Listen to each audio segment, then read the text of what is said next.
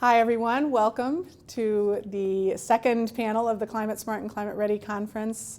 Today we are in the second day of this conference, third day I believe of this conference, which is fantastic, and thank you for being here. I did have my introductory remarks written down on a piece of paper, but I seem to have mislaid my piece of paper, so I'm going to just wing it, which the first thing I wanted to mention is that in our opening plenary session just now across the street at Cinemapolis, one of our presenters mentioned the Biggert Waters Flood Insurance Act, which has just gone through Congress and was signed by President Obama, I believe, on July 6th, 2012. I just went and looked it up very quickly because at that session, someone said we don't know what the Biggert Waters Flood Insurance Act exactly did, so I took 15 minutes to go look it up. And what I learned, and Dave will talk about it more, is that this is an effort by the federal government to address some of the changes in insurance that are going to be coming down the pike because of the increased flooding that we're seeing. And also coincidentally, and just as an anecdote that shows the organic nature of this conference, yesterday we had a panel on your legal practice and climate change. And Dave presented at that as well, along with a local attorney who spoke about municipal regulations. And after that panel, one of the audience members sent me an email pointing out a news article about landowners in the Hamptons who are protesting how their insurance is changing as a result of flooding. Well, now, folks who own property in the Hamptons tend to be of a certain income demographic. And the fact that they were able to protest in a way that brought it to news worthy of printing in the New York Times, such that an article was forwarded to me as relevant to this conference, I think says something about the level of interest that climate change and flood insurance concerns are bringing to our population. It's not just going to affect the most vulnerable of our communities, it's going to affect the people with money too, and that's how the interest is starting to gel. Talking a little bit more about insurance and the money piece of this equation, I have Dave Ferris, and someone found my papers for me, thank you so much. And so I will say, Dave Ferris is the CEO and owner of P.W. Wood & Son Insurance, a general insurance agency, and the president, owner, and founder of Central Risk Managers, a risk management and insurance consulting firm. Since 1964, Dave has been licensed in the insurance business in more than 30 states with clients in the United States and abroad. He specializes in providing risk management services to a variety of clientele, including organizations, colleges, and municipalities. Ferris has taken this specialization further by hosting courses at Cornell University and Ithaca College about advanced risk management, as well as other related continuing education courses for numerous other organizations. And as I said yesterday, he provided a continuing legal education through the Tompkins County Bar Association for attorneys in our community who are interested in these concerns. Dave has a PhD with the following professional designations: Associate in Risk Management, Chartered Property Casualty Underwriter, and Accredited Advisor in Insurance. Dave was one of the first in the country to be awarded the Continuing Professional Development designation by the Insurance Institute of America, and he's presented at many conferences across the country. We are very fortunate to have Dave presenting here to us on risk and liability in a climate change world. Thanks very much, Dave. What I'm going to be talking about today, first of all, the first part of my discussion is going to be how climate change is impacting the insurance industry. And then the second part of it, I'm going to talk about some things that you may consider in your own personal life as far as property insurance that you may have on a home or a condominium, or if you're a business person, your business insurance. And hopefully we can get through this at a time when, and afterward I do have some handouts that are connected to this if you want to take it with you. Years ago, there was a United States Senator named Everett Dirksen who was very well known for saying $1 billion here, $1 billion there, and pretty soon it adds up to real money. In 2012, there were 11 extreme weather events that happened across the United States that killed thousands of people and cost hundreds of billions of dollars in damage, a lot of which was insured and a lot of which was not insured. We consider an extreme weather event any event that costs over $1 billion in damage. And in 2011, there were 14 extreme weather events, including Hurricane Irene. And we dodged a bullet here in Ithaca when it came to Hurricane Irene. If it had shifted 40 miles north and 40 miles west, we would have been right in the middle of Irene. And if any of you traveled out east of here after Irene went through, if you went out through the Catskills or you went up around Albany area, out through Oneonta and those areas, you could see the unbelievable devastation that was caused by Irene. And that's why I say we dodged a bullet, because it didn't have to shift very far to happen here. And this type of weather scenario is the type of thing that is impacting the insurance industry significantly. We all know about Superstorm Sandy because it was such a recent event. I have a lot of clients on Long Island and in Westchester and in Connecticut, and it was an event that impacted them but impacted us in our business, because a lot of those properties that they had down there, we insured. And so the wind damage that occurred, and it was interesting because Superstorm Sandy was considered a hurricane right up until it hit the land. And it never was actually declared an official hurricane. So the insurance applied differently because it wasn't a hurricane than if they had called it a hurricane. There are ways that the insurance industry has protected itself from what they call hurricanes by changing the way the deductible works in the insurance. Now, those of you that own property and have it insured, most likely you're probably dealing with deductibles in your insurance of maybe $250 or $500, maybe max $1,000, because you don't get enough credit on your insurance if you take higher deductibles than that. But windstorm damage, if they declare it as a hurricane, the insurance changes from a dollar amount to typically a percentage amount. And quite often, the most common one is about 5%. So if you have a $2 million house sitting in the Hamptons on Long Island, and you have it insured for $2 million, instead of having a $500 deductible and you lose that house, you're going to have a 5% deductible, which is a significant higher amount of money that's going to come out of your own pocket. Does anybody here, by any chance, own any property like down in the Carolinas or Florida or anything like that? Those people have been living with this for years because of the number of hurricanes that strike Florida, Mississippi, Louisiana. They have had these 5% wind deductibles for a long, long time. They've had to live with them. And what we're starting to see now is that the insurance industry is now starting to increase the deductibles even upstate New York, because we are having storms up here. We never had tornadoes. Now we're getting tornadoes. We never had the really high wind storms, but now we're starting to get high wind storms up here. So the insurance industry is changing the way that it is even writing the insurance policies in our area. You might wonder, why should I worry about what's happening on Long Island or what's happening in the Carolinas or happening in Mississippi? It's because insurance is a global thing. And the insurance companies spread risk. And their way of spreading risk is to change the way that they're looking at the way they write insurance even up here to help cover the costs of what they're losing in other geographic parts of the country. If you look at Superstorm Sandy, I know a lot of you probably read this in the papers, but I want to bring it up again.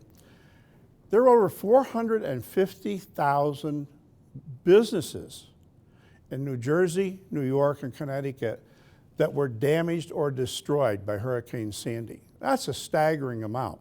And a lot of those businesses still haven't gotten back in business today and may never get back in business. There are over 8.5 million people that were left without power for very long periods of time. I looked this up about a week ago, and there are still over 1,200 claims from Hurricane Sandy that haven't been resolved yet. Some properties are never going to be rebuilt. They are just not going to let them rebuild in certain parts of New Jersey, New York. And of the $80 billion in damages, $60 billion of that was covered by insurance. Think about the other things that happened last year that were all weather-related events. Drought was significant all through the Midwest, affecting grain crops, corn, soybeans, a lot of the things that drive our economy. Wildfires burned millions of acres and thousands of pieces of property. And tornadoes crisscrossed the country, and they're still crisscrossing the country. And this year, they're projecting it probably will be even worse. This is a number that you might find quite interesting. Last year, the projection was that 52% of the hurricanes that they were expecting would probably strike the East Coast. This year, they're projecting more hurricanes, and they're projecting that up to 72% of them could strike the East Coast, and meaning all the way up through to Maine. Not only just Florida and the Carolinas, but striking New Jersey, New York, Connecticut, and up through Maine. I mentioned this yesterday in my talk. In 2007, I was asked to chair a panel as part of a conference that was conducted down in Long Island. It was called the Long Island, New York City Emergency Preparedness Conference.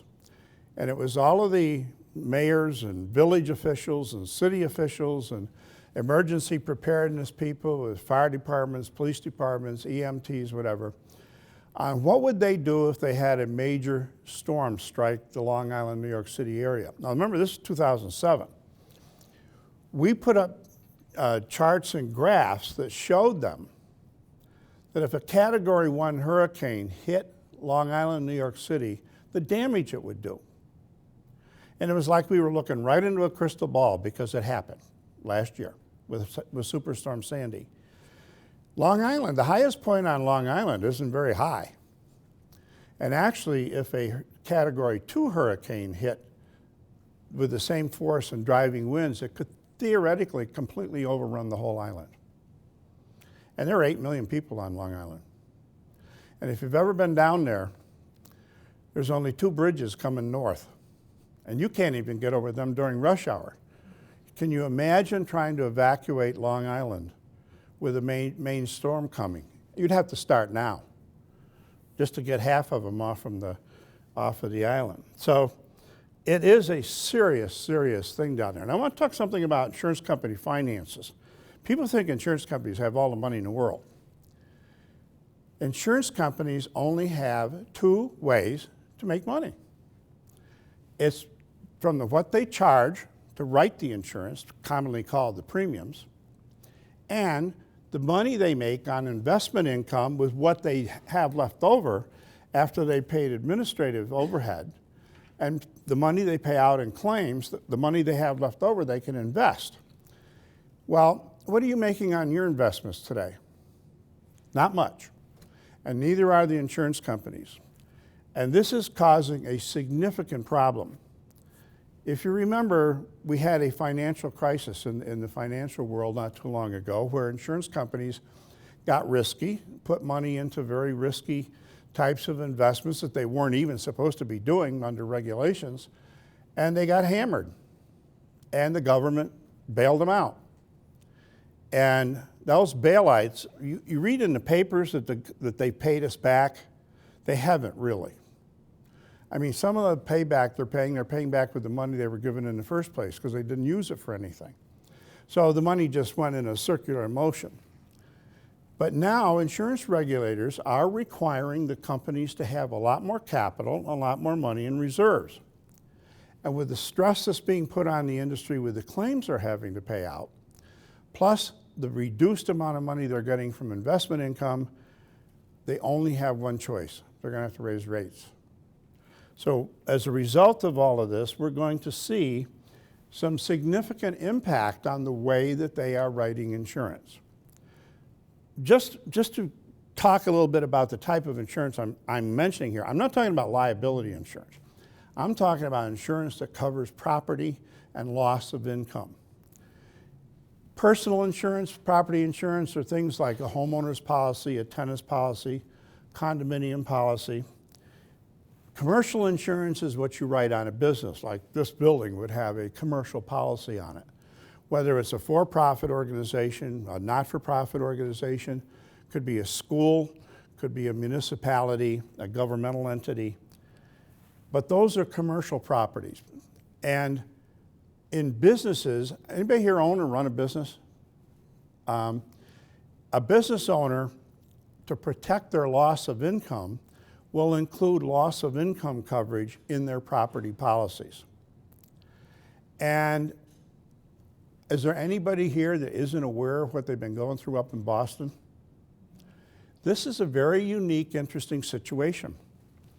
After 9/11, the federal government paid out so much money as a result of 9/11. The federal government paid out. They adopted a law about terrorism insurance. And if you want to have yourself covered as a business for terrorism losses, you have to specifically buy it attached to your property and loss of income insurance. This is the first time since that law was passed that we've actually had a terrorist event in the United States. And this is going to be considered an act of terrorism. Now, what does that mean? That means that all of those businesses in the greater Boston area that have been shut down all this time and could not do business, could not conduct business, could not make money, retail or whatever, if they didn't purchase that terrorism rider on their insurance, they have no coverage. And because there had been no terrorist acts for years, businesses stopped paying for the terrorism insurance. It's like we aren't using it, why pay for it? This is going to bring it home to a lot of people because it happens so fast and so quick. And there are going to be a lot of businesses up there that probably will have no coverage for their loss of income for all that time they were shut down this whole week. And they said the impact on that greater Boston area was billions of dollars. So it'd be very interesting to see how all of that plays out. Another thing too is what they call contingent income. Loss of income insurance on a property policy is paid if there's direct damage to your facility. However, if you have a key supplier or you have a key client that gets knocked out of business by a tornado or a hurricane or a fire, and they can't either supply you as part of your supply chain, you can't get your raw materials or your goods to sell if you're a retailer, or you have a key client that can't buy from you, unless you have what they call contingent income, loss of income, you don't get paid either. And I'm going to be very frank. I have taught continuing education courses for the insurance industry for many years. In fact, I just stopped doing it about 2 years ago because it was taking up too much of my time. The insurance industry and the people that represent it don't do a very good job of talking to people about how to handle their loss of income insurance and how to handle contingent income insurance. It's one of the worst things that they do as an industry. And in my consulting business, this is one of the biggest mistakes I find when I do consulting for clients about their insurance programs. It's one of the biggest holes I find in their insurance program. It's just not written very well. Yes? So just, I know it would completely vary the size of the premium depending on what's being insured, but maybe on a percentage basis, how much extra would it cost a business to buy the contingent income coverage as it's actually quite minuscule. It's very inexpensive coverage compared to regular coverage because it's not something that happens very often.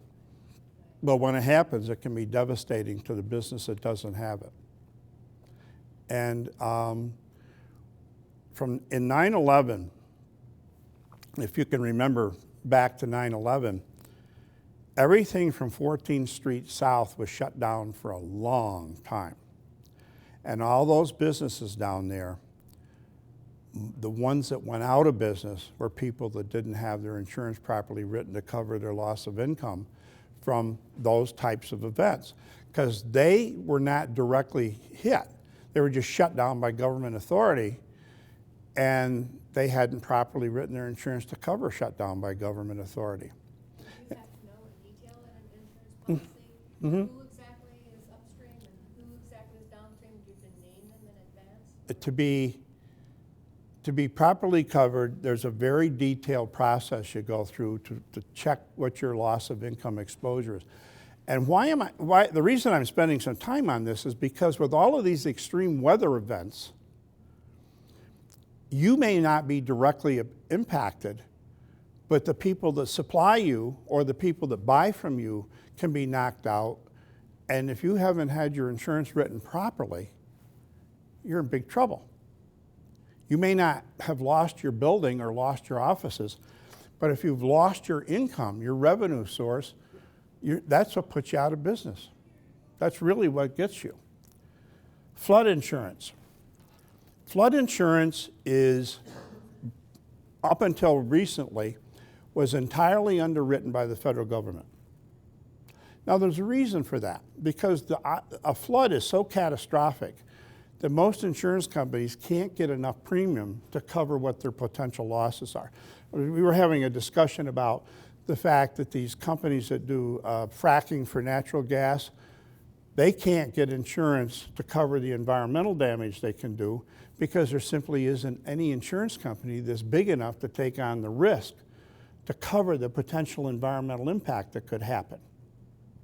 So many of those companies are operating without, quote, the environmental liability insurance that they would have if they were, if they do damage by wrecking the environment. Maybe they could destroy an aquifer, an underground aquifer, or some other thing where they do a significant amount of potential environmental damage. Insurance companies will only write insurance when they can make money. I mean, it figures it's natural. They're not in the business to lose money. So if they can't get enough premium and investment income to cover the type of risk, they aren't going to write it. And we're seeing that change happening with insurance companies because of these extreme weather events. They are changing the whole way they're underwriting. And Leslie mentioned this Bigger Waters Act, which is substantially changing the way they're going to write flood insurance. Because the federal government was basically subsidizing flood insurance, the premiums that they were charging, that the government was collecting, really wasn't coming close to offsetting the losses that they were seeing because of, again, the extreme weather events that we're seeing, which is causing more flooding. They actually let the flood insurance program almost expire because they couldn't agree on how to renew it. The Bigger Waters Act was a renewal of the flood insurance program, but under substantially different conditions. Their underwriting of it is tougher. The rates are going up, are going to be higher. And one of the things they haven't really resolved yet is, in my mind, since it is a subsidized program, everybody who's in a flood zone should be required to buy insurance to spread the risk. Because if they don't, guess who picks up the tab? The rest of us. Because the government has to come in and pay, and as a result, the government it's coming out of the general pocket of the rest of the public. Now, there are insurance companies that have figured out, actuaries are people that sit in the back room with eye shades and calculators and figure out what insurance companies should be charging. Actuarially, they have now figured out how to write programs for flood insurance in the regular business market to wrap around the federal government flood program. In other words, you can get higher limits, you can get broader coverage, you can get loss of income. This is a relatively new thing in our business, in our insurance business. It's been around for about a couple of years now. This is going to help to some degree remove some of the stress from the federal government. But it's relatively new, and like everything that's new, we haven't seen how far it's playing out yet. But flood insurance is taking a major, major hit as a result of these extreme weather events, and the government is still figuring out how to handle it. Private industry is still trying to figure out, but it's going to impact everybody up here. I don't know. Yesterday there was some charts that were put up. The attorney that was speaking with me, she put up some charts that showed how some of the communities around here are addressing some of these issues of building alongside of water, like rivers and the lake and things like that. Do you know how the water is controlled in the lake, in the Cuyahoga Lake? Actually, it flows north, and it goes out. The outlet is north. Every year in the wintertime, you'll see the level of the lake is controlled by the Army Corps of Engineers and the people that control the water flow from the north end going out. If Hurricane Irene had hit here and dumped as much water on this area as it dumped in those other areas, there's a good chance that people living along Fall Creek and some areas along the low part of the lake would have been inundated with the amount of water coming over the falls and through these streams. And you say, well, it would have run down and out the lake. I don't know how many of you were around here back in the 80s when the high school was underwater, because the water came down so fast, all this trees and brush and everything formed a natural dam in the creek, and the water couldn't go anyplace. So it just created its own little lake right around the high school. Significant amount of damage to the high school, which the taxpayers had to pay for because they didn't have an adequate amount of flood insurance covering the schools. And that's my point. With these type of weather events, we have to be much more aware of the building that is going on in areas that are subject to flooding or could be prone to flooding with extreme types of storms like Irene or Sandy or anything like that that hits us. You can't just let the water out of the lake, because unfortunately, they've allowed people to build along the entire outlet for the lake. So if they opened up the floodgates, it might protect us in Ithaca, but it's going to wash away the homes that are built along the outlet area through that canal system up there. So as you can see, everybody, including us here, are impacted by what's going on with the insurance industry because of these extreme weather events. So what are we seeing changes now? We're seeing significant changes in the underwriting philosophy of the companies. They are toughening up the guidelines. They're toughening up the pricing. Territorial restrictions. There are insurance companies that have completely pulled out of writing any type of property insurance in the lower New York State area, Long Island, Westchester, and New Jersey, and it is getting tougher for them to get insurance. In Florida, the government actually has a homeowners insurance program because people won't write it for certain areas of Florida. So they had to buy their insurance from the government. And just like, you know, there was a comedian said years ago, if you really don't want crime to pay, let the government run it. And as you can imagine, the insurance companies that the government are running in Florida and Mississippi and those areas are broke because they haven't run it properly, they haven't priced it properly for political reasons. Theoretically, we could see something like that here in New York for those areas on Long Island and the New York City, Connecticut, New Jersey areas. You can see the same thing. So they're changing insurance policy language and coverage. They're making it so it's going to be more difficult to collect on a claim because they're going to change the claims handling process.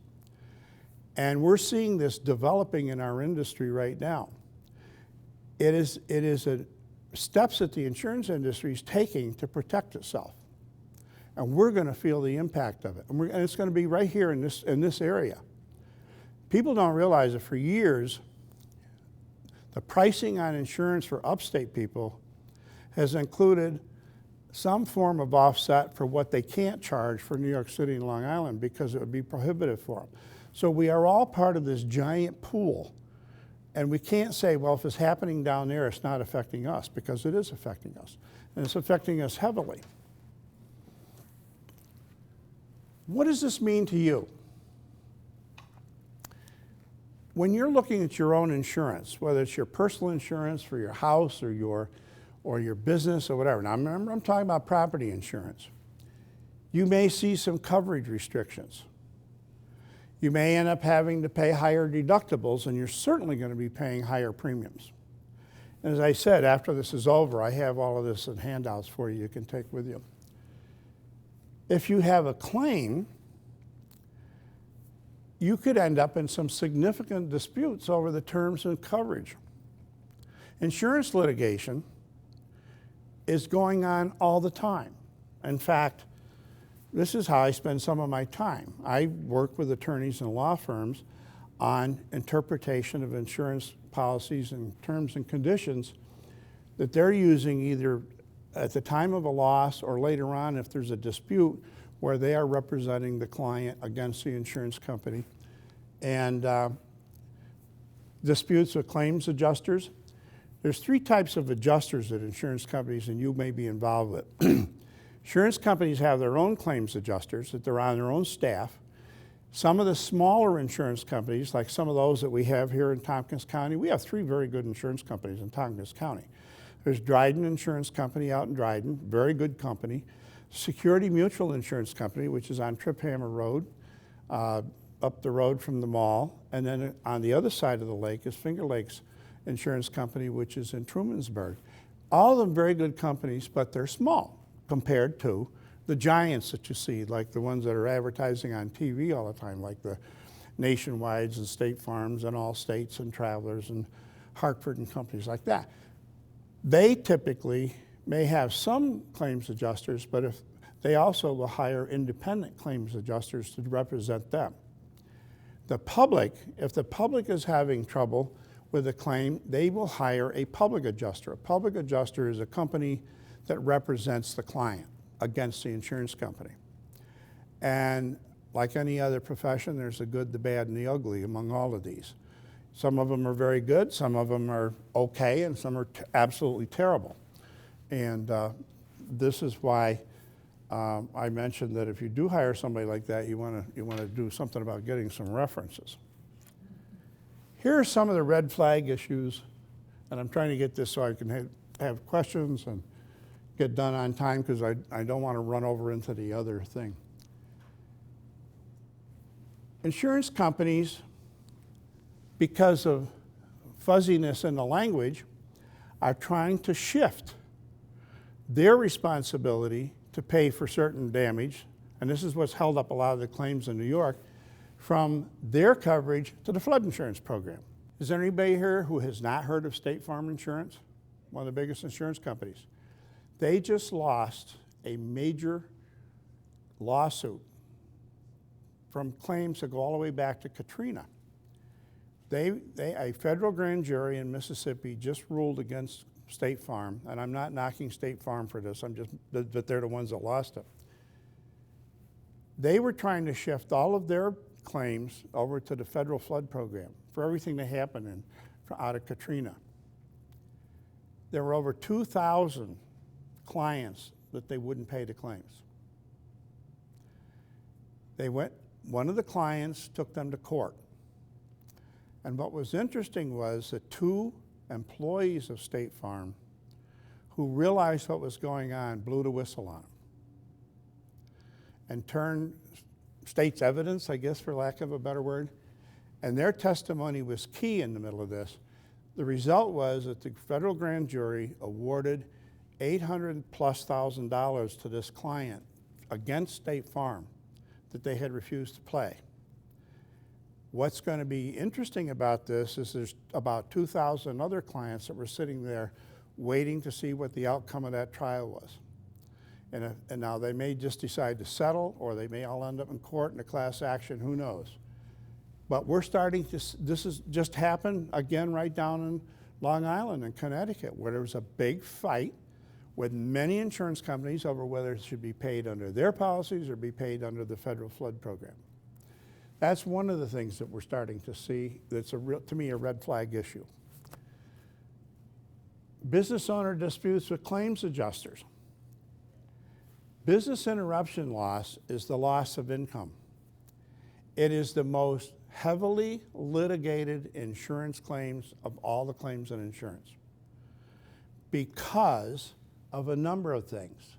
First of all, people don't do a good job of figuring out what their actual amount of insurance is that they should have, and therefore they probably are underinsured.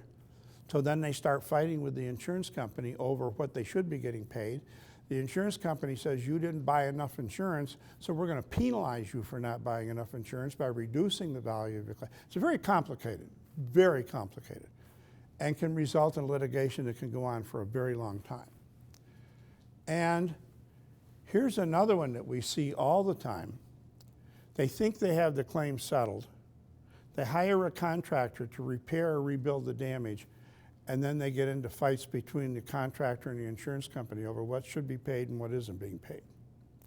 So because of all of this pressure that the insurance companies are under from these losses, they're getting tougher on all of these issues.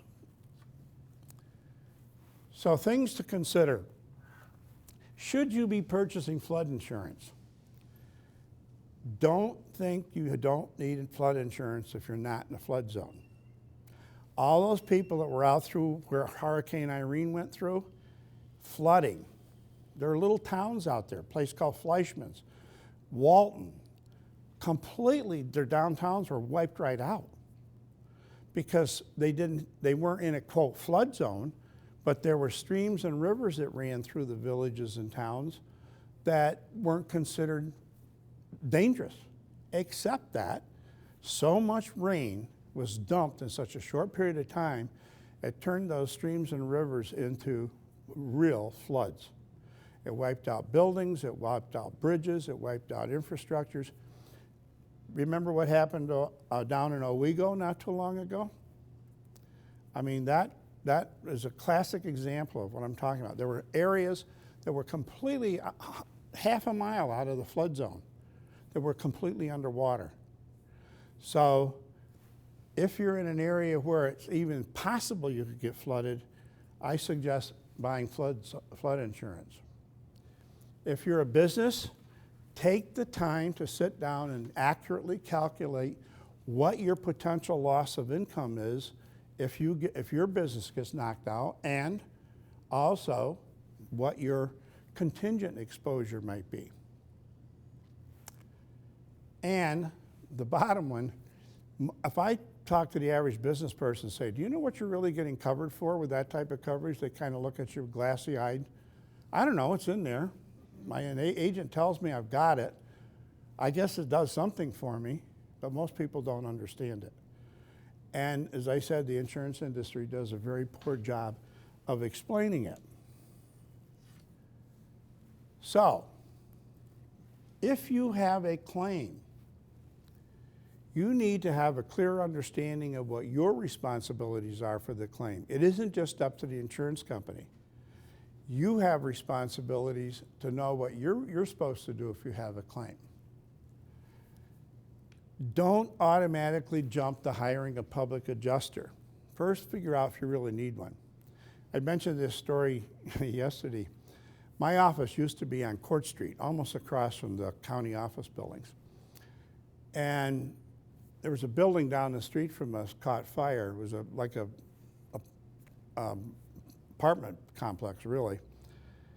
I walked down the street to see what's going on, and here's two public adjusters in a fist fight on the sidewalk over which one of them got there first and which one of them was going to get the client to sign up with them. And the cops had to haul them away, both of them. I mean, it is, some of these guys get to the fire before the fire department. They have these monitors in their cars and they're running around patrolling, listening for it.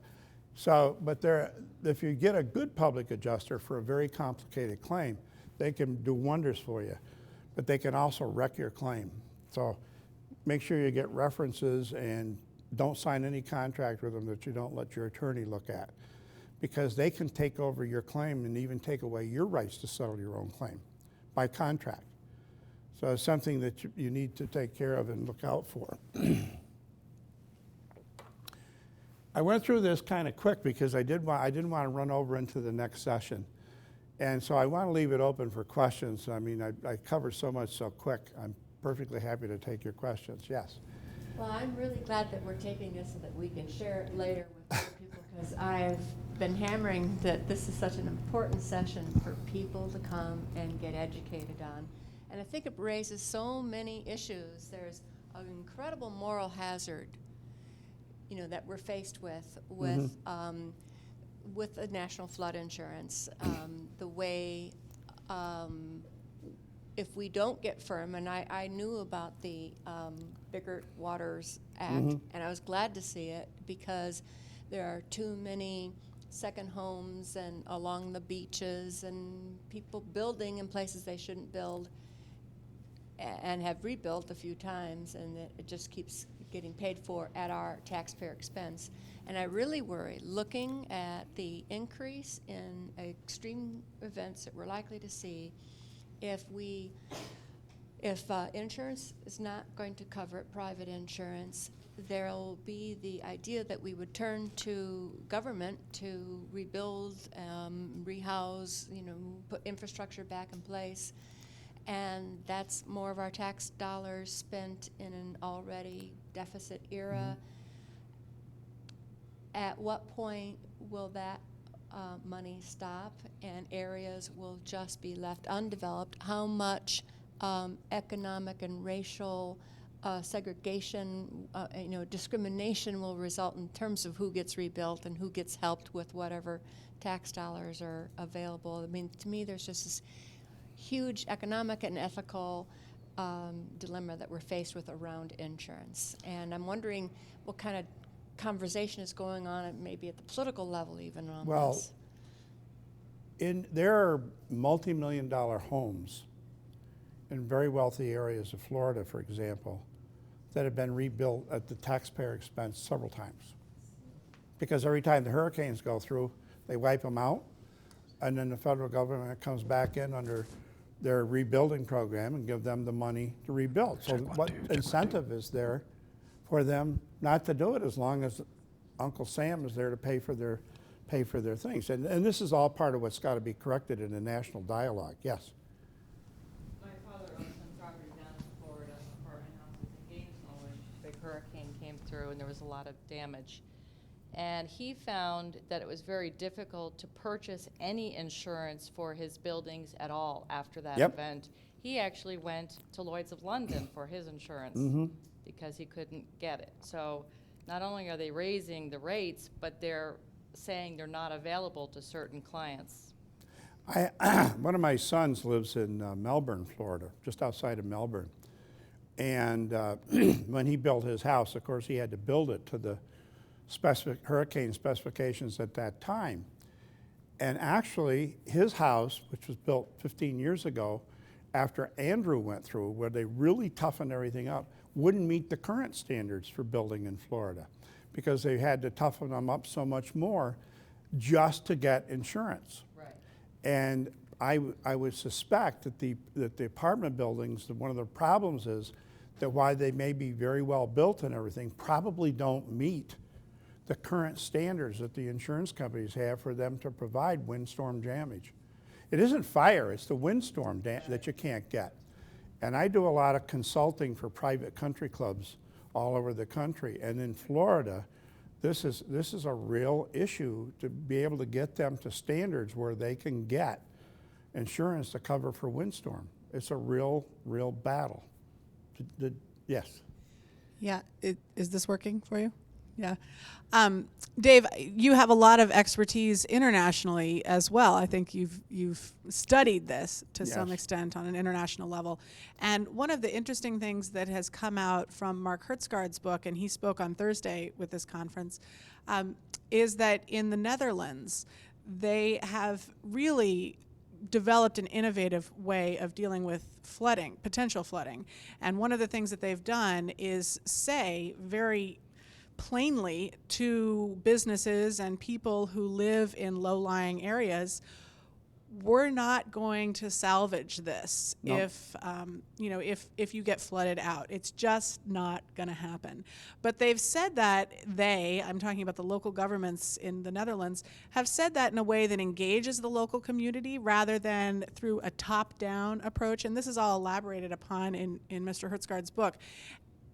I'm curious what you think about the insurance industry's role in trying to encourage people to not stay where it's not going to be feasible to live anymore, and what's the government's role? How do you see those balancing? Actually, if you think about it, New Orleans is in exactly the same position the Netherlands is in.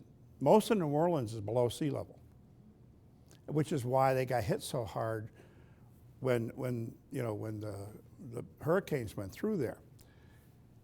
And there are parts of New Jersey and there are parts of New York, around New York City and Long Island the same way. And what they're doing is where these places were wiped out, they're not letting them rebuild. But there's a very peculiar situation called grandfathering. If you exist, they really can't make you tear it down unless they pay you for it, the market value, and the government isn't really in a position to do that. So the insurance industry is taking a role in this with saying, okay, we got to tighten up building standards. We got to require more in the way of standards, or we simply can't insure these. Property insurance is written on a yearly basis. And so they can say, we're not going to renew you. You're on your own. So then the people got to think about, am I taking the risk by staying here? But from a practical standpoint, they can't just pick up and leave either, because they have so much equity in the property. If they can't have a way to get that equity out, they can't build someplace else. So it's kind of a chicken and egg situation. The best that we can do is, if areas get flooded out, and this is happening in some areas of New Jersey already as a result of Superstorm Sandy, they're not letting them rebuild. They're just saying, nope, you can't rebuild there. You're going to have to do it someplace else. And the same thing with New Orleans. There are whole sections of New Orleans. I was in New Orleans about 4 weeks after the Katrina went through, because I was down there working with a whole bunch of clients to try to figure out how they were going to recover this. It was one of the most devastating things I've ever seen, and there's no way that the pictures you saw could actually. Now think about this. They were bulldozing buildings with everything that was in them, asbestos, paint cans, whatever the chemicals were in that building, and stored in containers, loading it onto trucks, bringing those trucks to areas where there were ball fields and other open spaces, and using clamshell things to take it out of the trucks and pile it up. There were piles of this toxic waste and debris that were 5 to 6 stories high, out in the open where all the rain could come down through it and wash down through all of that. I mean, there are probably toxic areas down there that may never get cleaned up. And that's all part of what we're dealing with these extreme weather events. Well, and another thing that we learned yesterday in our public health panel, I think it was put pretty well by a medical doctor there, it tends to be the rich people live in the hills. And so if we're talking about people being told that they can't live in the floodplains, it's often going to be the more vulnerable parts of our community. And this particular doctor was talking about Ithaca, and that near the inlet where there's lower income people living, those are the areas that are first to be flooded. Mm-hmm. Yeah. You mentioned how our premiums upstate are higher because we're having to help cover the risk and the losses downstate. Dryden Mutual Insurance is this 150-year-old cooperative insurance company that came together before there were paved streets, et cetera, and we couldn't get our own fire insurance, so we had to make our own insurance company cooperatively. And I'm wondering if there's any kind of a move towards, as these rates go up for the high-risk areas, of people leaving entities like State Farm and Nationwide and form locally owned cooperatives and just sort of insure the risk pool in your own area. Is there any kind of a push for that? I mentioned the 3 insurance companies that we deal with here, Dryden and Security, very well-run little companies, but they have to be very careful where they write.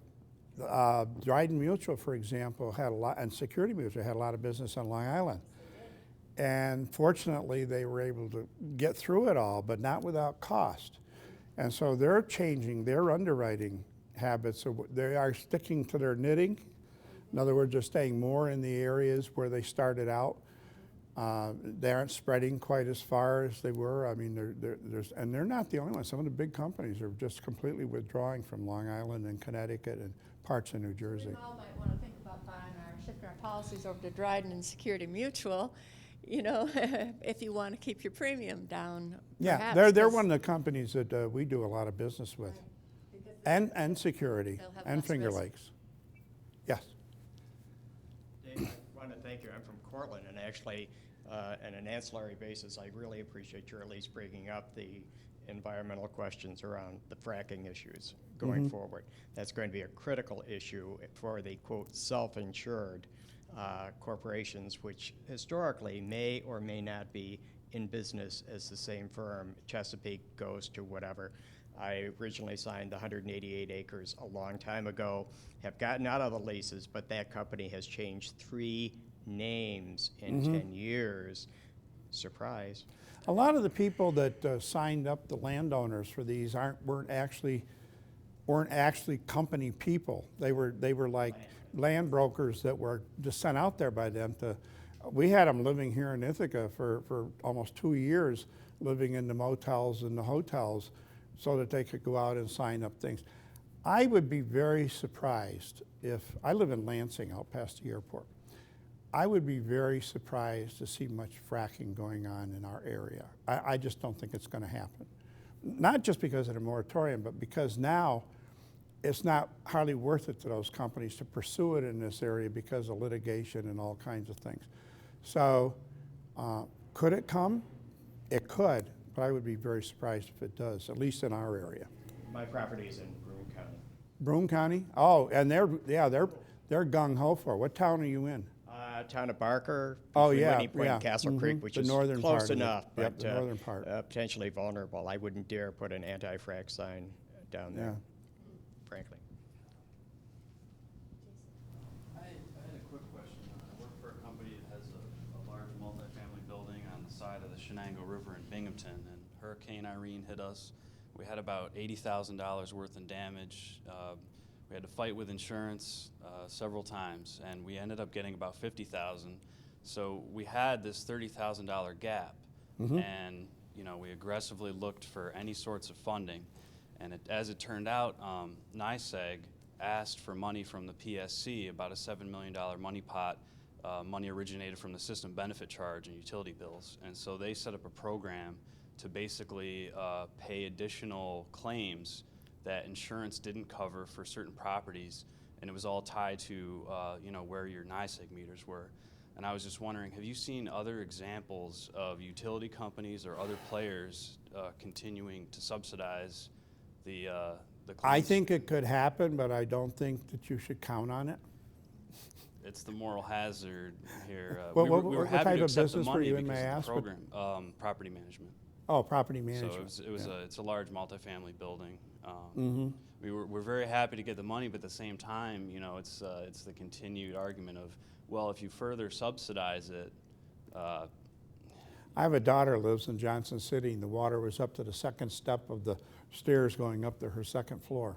Yeah, I used to live in Owego, and everything's wiped out. I mean, Everybody down there now has a canoe. yeah, they It do. seems strange that NYSERDA our systems benefit charge money was used to pay for property damage? Well, NYSERDA doesn't control the SBC money. The Public Service Commission does. And so they basically, they set up NYSERDA to set up programs, and they give them, chunks of money from that, from the system benefit charge pot. They do get most of it, but another thing the PSC does, obviously, is regulate utility companies. So if there's a circumstance in which the utility company wants to create a program, they actually have the legal right to do essentially any program that would provide the same benefit that NYSERDA does.